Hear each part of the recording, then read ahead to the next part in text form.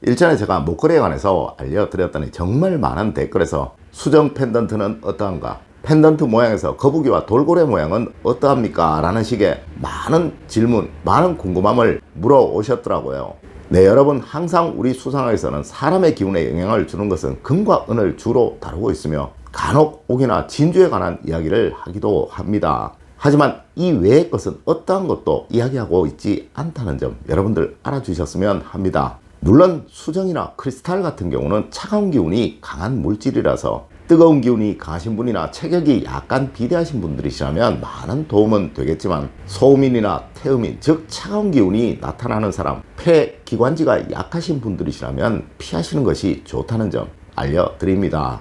물론 펜던트의 경우, 학이나 거북이의 경우 재물운의 상승보다는 건강운의 상승에 큰 도움을 줄 수 있는 것이라, 혹시 나이 드신 부모님이 있으시다면 이를 선물해 주시면 참 좋을 것이며, 부엉이 펜던트의 경우 재물운의 안정과 상승을 의미하는 것이니 중년의 아내에게 선물해 주면 참 좋을 것이며, 용이나 호랑이로 펜던트를 만드는 경우는 번영운이나 성취운에 큰 도움을 줄 것이니 중년의 남성에게 선물해 준다면 너무나도 좋은 선물이 될 것입니다.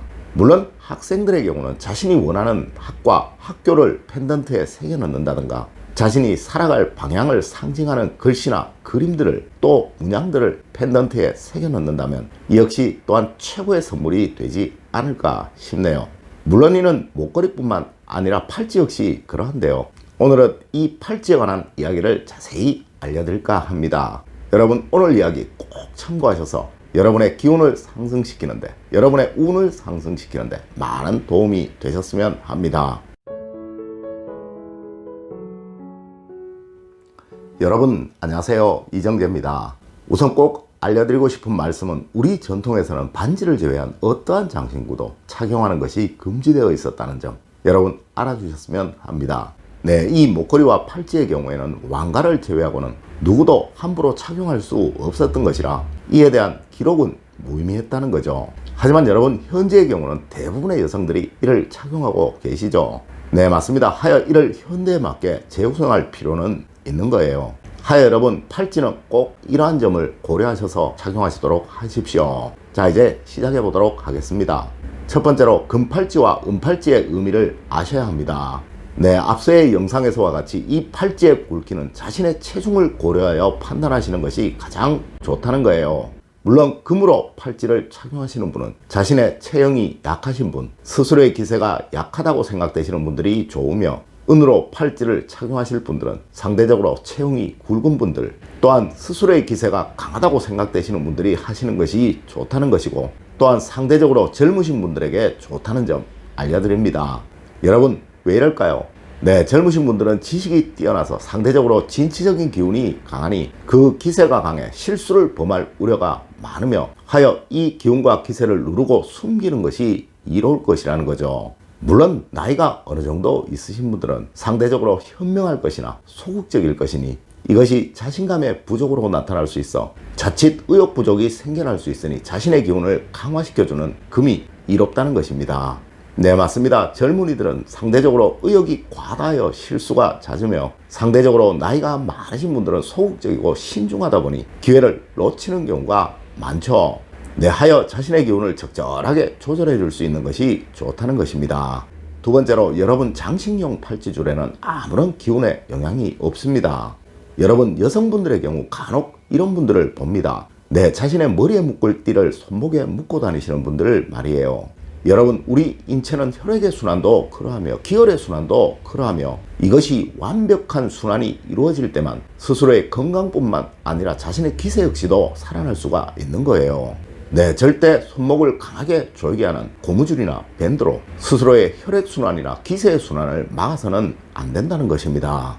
네, 여러분, 우리의 동양학에서는 손은 인체의 축소판이라고 하여서요, 이 손을 보고 그 사람의 건강을 판단하는 경우도 있으며, 이 손을 보고 그 사람의 운세를 판단하는 경우도 있다는 것이죠.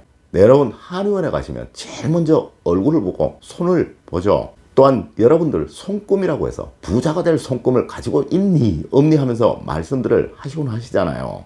네, 맞습니다. 이 모든 것들이 여러분의 손목에 찬 고무줄이나 밴드로 인해 틀어질 수 있다는 것입니다. 맞습니다. 손에 혈액이 원활하게 순환하지 못하게 된다면 해당 부위의 장기는 힘들어할 것이고, 이로 인해 무리한 움직임을 할 수밖에 없을 것이며, 또한 이로 인해 여러분의 건강이 파괴될 수도 있다는 것입니다. 물론 이는 손금 역시 마찬가지겠죠. 손에서 나오는 기혈이 원활하지 못하다면 여러분의 운 역시 살아날 수가 없게 될 거예요.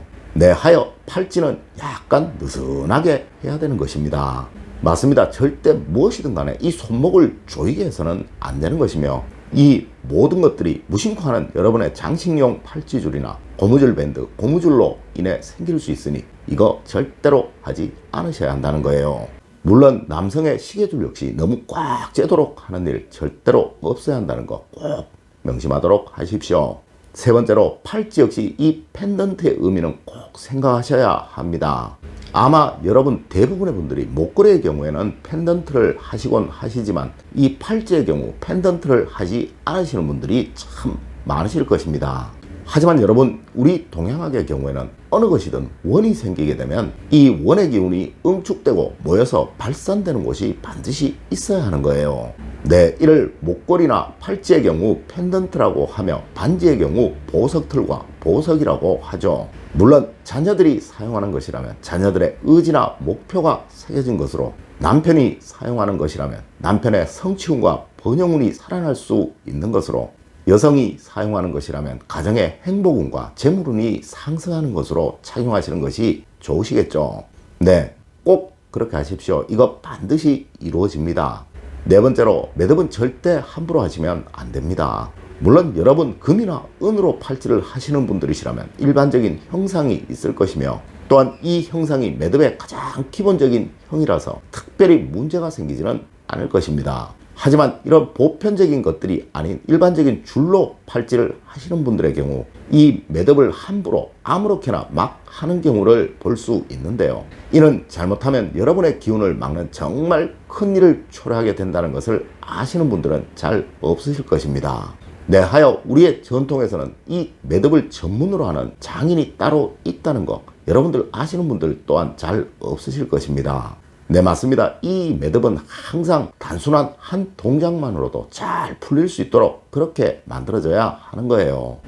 절대 꼬이거나 서로 묶여서 잘 풀리지 않도록 되어서는 안 된다는 것이죠. 왜 그러냐고요? 여러분의 삶이 꼬이고 엮이도록 만들 수도 있기 때문에 그러한 것입니다. 맞습니다. 여러분의 손목에 한 이 팔찌의 매듭이 꼬여서 풀리지 않도록 한 것을 착용하고 계시다면 여러분의 삶은 엉킨 실타래처럼 계속 꼬여만 갈 수 있다는 거예요. 물론 어떤 분은 에이 그런 게 어딨어 라고 하실 수도 있을 것이나, 여러분 우리 수상론에서는 이 손은 모든 운을 만드는 곳이라고 말하고 있다고 앞서도 말씀을 드렸었죠.